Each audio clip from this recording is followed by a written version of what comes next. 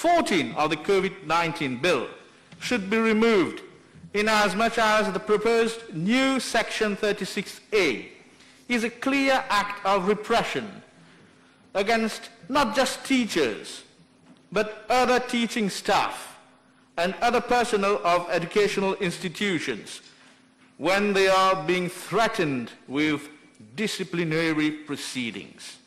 This is seriously out of place when we all very well know that most of those involved in education sector, be it at pre-primary, primary or secondary levels, are not geared up and have never been given any training with regard to production and conduct of distance education and online learning programs, including broadcast lessons.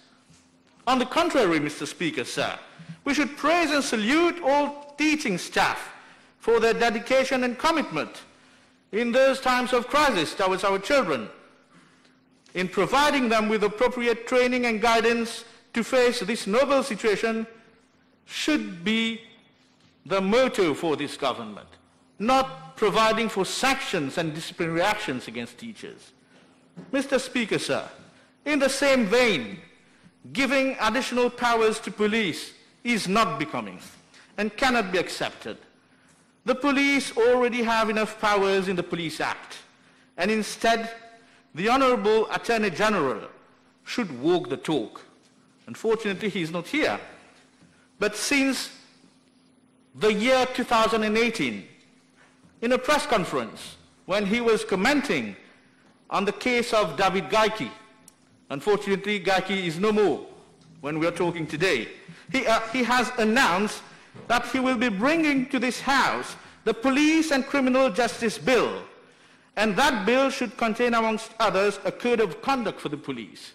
We are still waiting for this famous bill, Mr. Speaker, sir. This is a bill that should be brought to this House with a certificate of urgency, the Police and Criminal Justice Bill. Mr. Speaker, sir, the majority of the emergency measures in the bill do have a commencement date, but they do not have an expiry date. We are talking about exceptional measures, and this cannot be the case. I take the example of Scotland.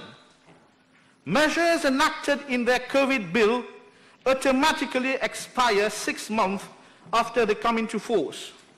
The Scottish Parliament may extend these measures to further periods of 6 months, giving the measures in the bill a maximum duration of 18 months.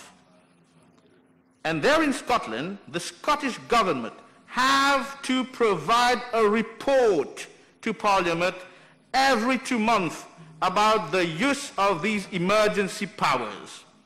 Regrettably, here we do not have those provisions in those two bills being debated before this House. These are areas that should be addressed.